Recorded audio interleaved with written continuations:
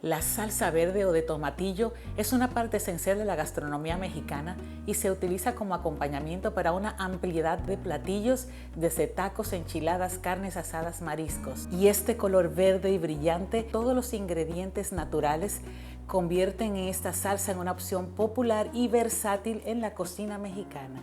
Y aquí tenemos el ingrediente principal. Esos son los muy conocidos tomatillos que puedes conseguir en tu mercado local, en el supermercado. Normalmente te lo venden así con su cáscara,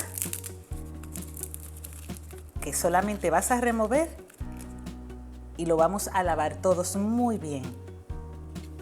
Un tip adicional que le quería dar es que cuando van a comprar sus tomatillos traten de comprarlos lo más maduros que puedan, porque así su salsa no se les va a amargar. Y como seguramente le gusta lo picosito, le vamos a agregar 2 chiles serranos que conseguí de buen tamaño. Lo único que le vamos a hacer es quitarle la cabecita. Igual lo vamos a lavar muy bien. A continuación ponemos suficiente agua a hervir y lo primero es que vamos a poner los chiles 3 minutos antes de los tomatillos porque necesitan un poco más de tiempo. Tapamos y los dejamos los 3 primeros minutitos. Ya pasados los 3 minutitos, entonces ahora sí vamos a agregar nuestros tomatillos. Y después que los agregamos, solamente le vamos a dejar de 4 a 5 minutos, porque no queremos que nuestros tomatillos se nos abran en el agua.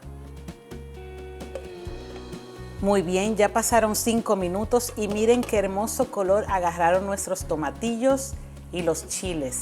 Vamos a apagar. Lo vamos a retirar y lo vamos a poner en una cacerola con agua fresca. La ventaja de dejarlos enfriar es que al otro día no tienes que preparar otra vez la salsa porque no se te queda pastosa como hacerla de una vez caliente. Ahora sí, en mi vaso de licuadora lo que voy a agregar son los 6 tomatillos,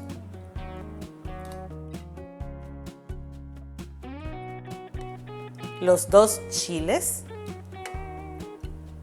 una cucharadita de sal, 2 dientes de ajo, media cebolla, un manojo de cilantro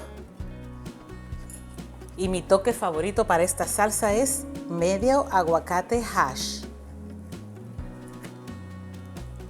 Y como los tomates tienen mucha agua, solamente voy a agregar lo que son 4 cucharadas de agua para que empiece a correr bien en la licuadora.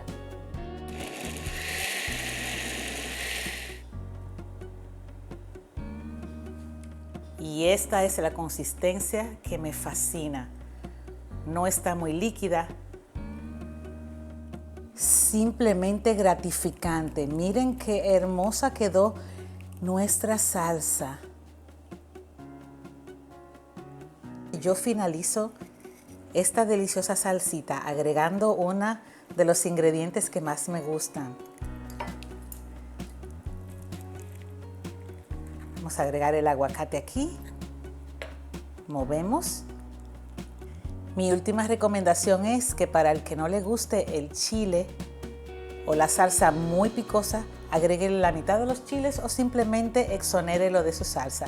Igual va a ser una salsa deliciosa.